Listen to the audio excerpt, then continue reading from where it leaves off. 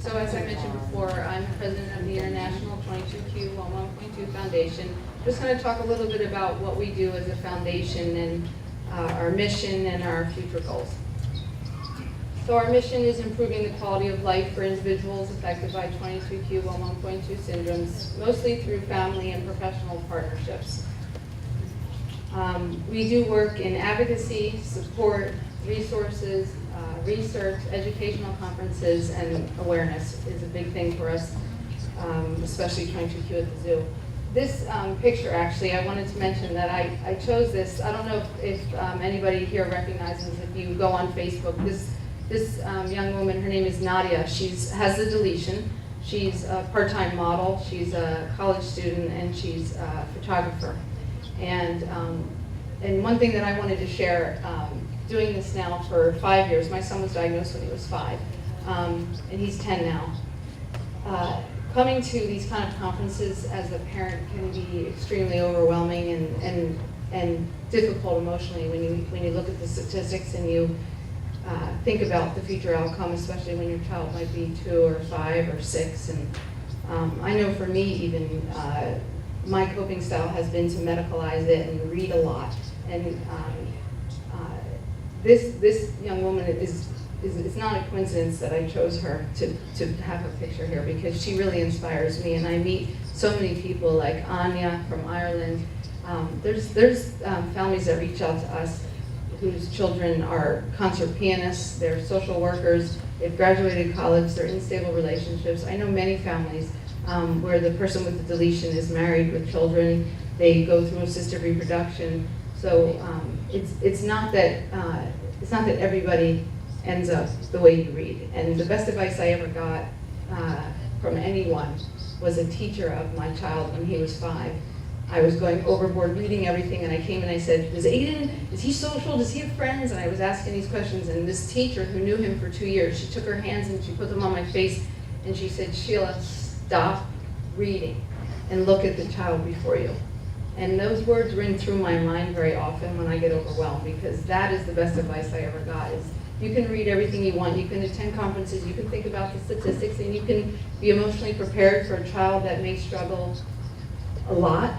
But at the end of the day, you go home and you see your child, and you have to put this literature away, and you have to enjoy your child, and you have to think about all the things that they can do, and no one knows the future. You don't know the future for your children who don't have the deletion.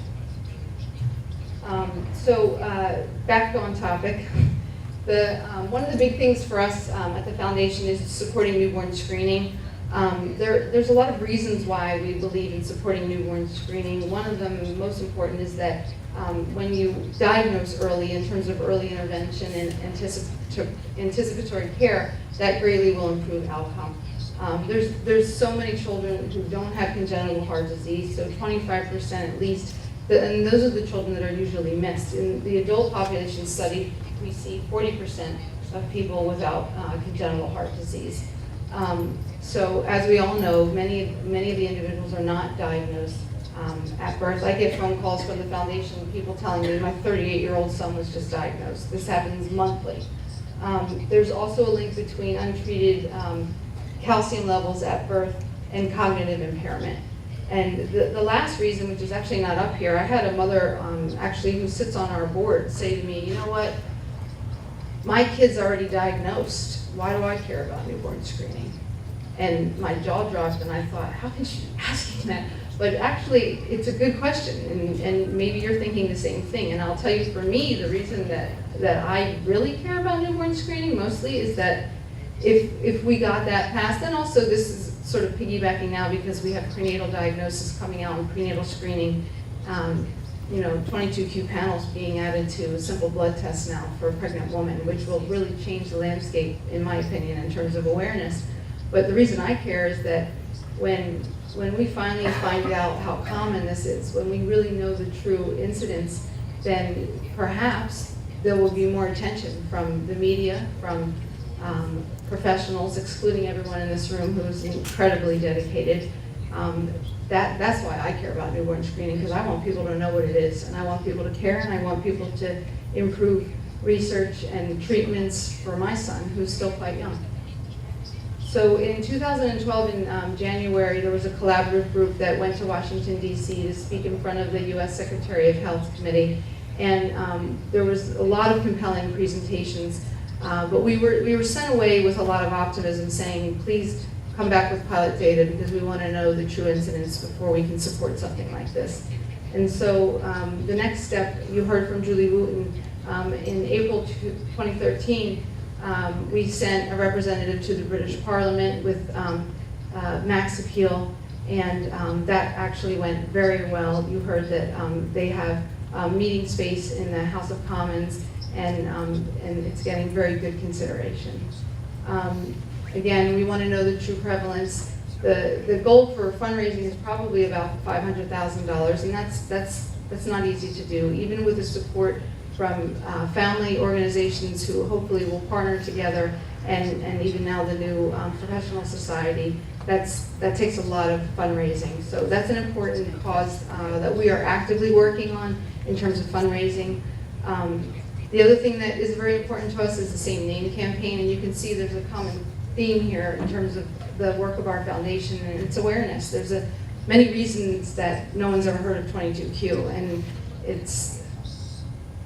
one of them is that there's too many names. And I actually work at Children's Hospital of Philadelphia. My own department, people continue to use DiGeorge syndrome. And in places I travel, people use VCFS. So that's a problem in people not recognizing, and also just fragmenting the families and the professionals.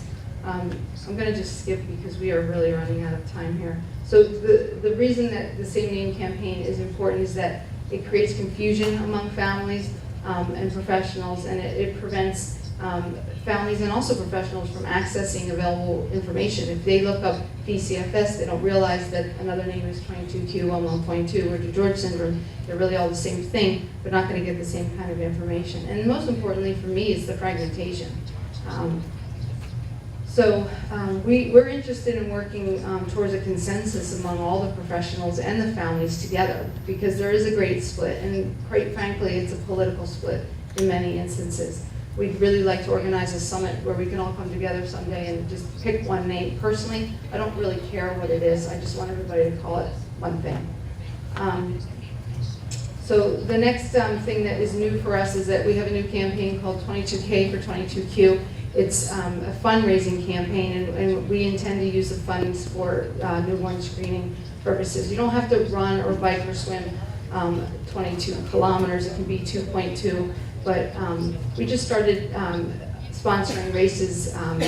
There was one in Colorado. There's another one coming up in Philadelphia. And as a parent anywhere in the world, if you want to join something that's already in place, you know, we're overwhelmed. We have children that require a lot. We work. We have other children. We don't expect you to go and plan a race because that's very difficult. The idea is join one that already exists and put a 22Q t-shirt on that says 22K for 22Q or whatever distance you want to do. And we send pamphlets. You can hand out those for awareness. You have a catchy t-shirt that people look at. They have a website on it. Now they know what 22Q is. And it's fun because one way, I think, for many parents to decrease stress is exercise. And we get a lot of interest because it's something that helps our parents. And then lastly, I think people already know a lot about 22Q at the zoo. Just a little bit of history. It was originally Donna McDonald-McGinn's idea 4 years ago. It was planned as an event in Philadelphia, actually, just a single event for raising awareness, 22Q at the zoo. Donna likes things that rhyme. So she called me about, I think it was 3 months, maybe, before the Philadelphia Zoo event, and she said, Sheila, I have an idea.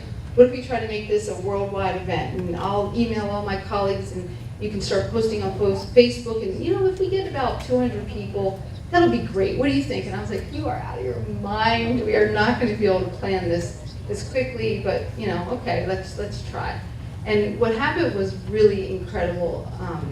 It was incredible for me because I'm a parent whose child wasn't diagnosed at birth, and my son saw 27 specialists at the world's best children's hospital who missed it, and both of his parents are physicians. So I know how hard this is to diagnose, and I always wanted to be a part of something that helped generate awareness, and this day was so popular because I believe that everywhere around the world, people were waiting for somebody to come up with some idea to bring the community together.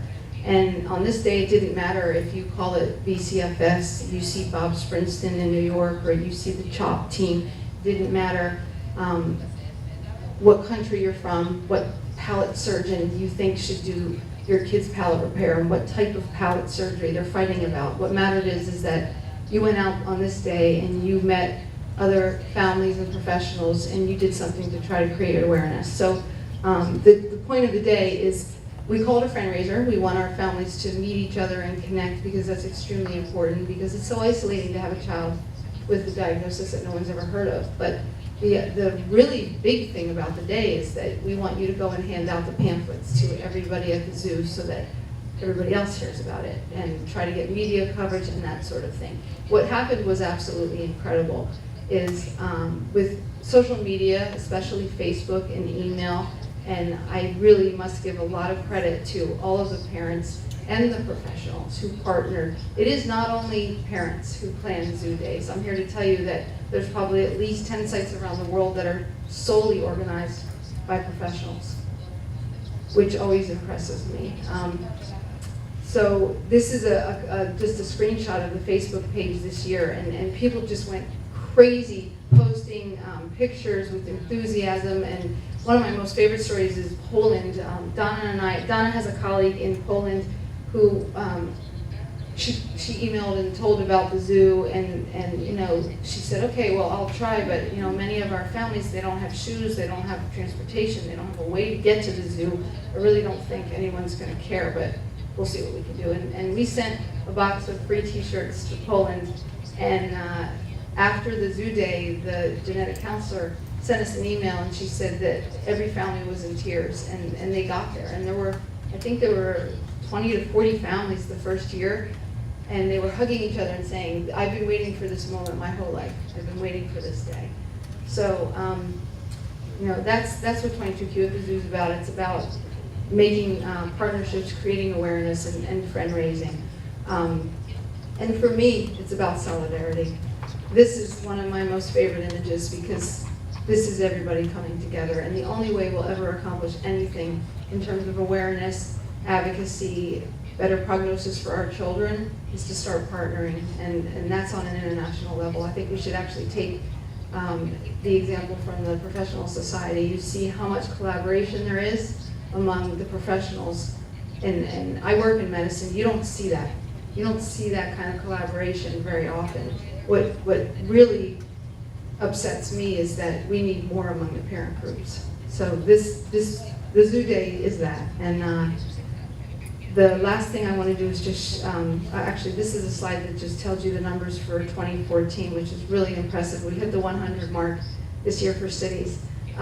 We had 62 cities in the United States, and we had, this is malfunctioning, I think it was 38. Yeah, 38 cities internationally, 6 continents, spanning the globe. So if you haven't been to the zoo, please email the foundation. I'll set you up with how to do it. You don't need to plan anything or fundraise. You need to show up with a red t-shirt and a brown bag lunch and tell people in your community, and that's it. And then it grows year after year. The date for next year is Sunday, May 17th.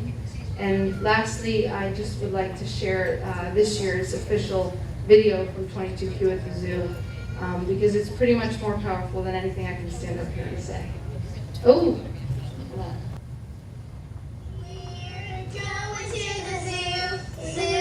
Zoo for 22q, you can come too, we're going to the zoo.